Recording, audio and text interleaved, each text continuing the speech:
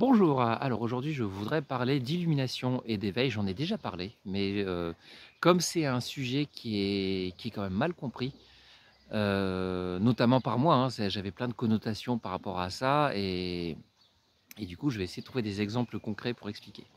Je vais prendre l'exemple du site en ligne. Par exemple, je prends un site de vêtements.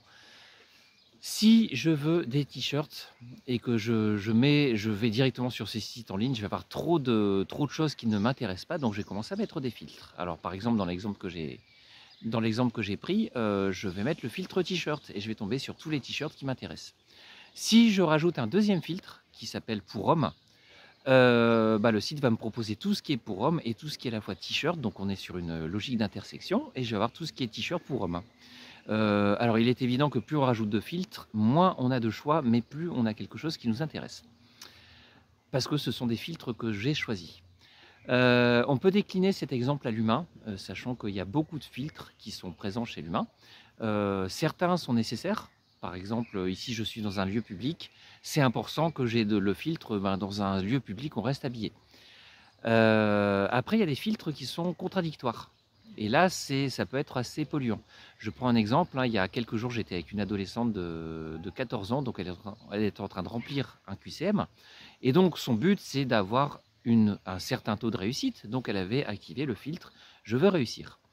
Mais à 5 fois pendant l'heure, elle m'a dit «Je suis une quiche». Alors, elle le disait en riant, évidemment, mais quand on dit ça 5 fois par heure en riant, ça devient ça devient quelque chose de sérieux, en tout cas pour le cerveau. Et donc, elle s'était créé un filtre «Je suis une quiche».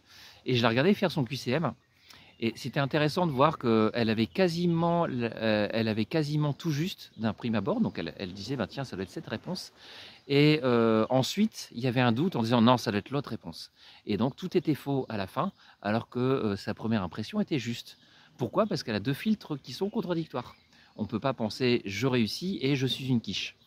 Et dans ce cas-là, c'est comme si je disais sur le site je veux à la fois des t-shirts et à la fois des chaussures, bah, il ne reste plus rien. Et donc le taux de réussite est quand même assez limité.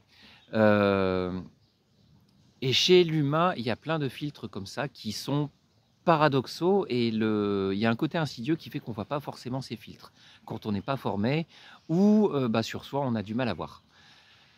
Ce qui est intéressant, c'est d'avoir des techniques pour enlever ces filtres ou rajouter des filtres qui nous plaisent, hein. Après on peut créer sa vie si on veut, comme on veut. Et donc ces techniques, c'est des choses que j'aime proposer aux gens parce que ça peut changer une vie.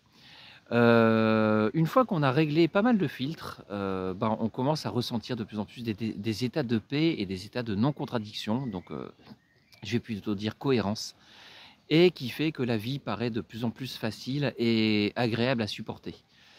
Jusqu'à un certain point où cet état de paix et d'harmonie est de plus en plus est présent la plupart du temps.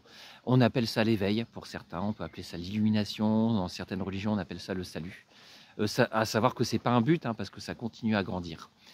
Et à ce sujet, moi je propose un stage donc qui sera le 23 juillet sur Évian sur ce chemin. Donc le but c'est que les gens, les participants acquièrent des techniques qui permettent d'être le moins contradictoire possible et être de plus en plus en paix.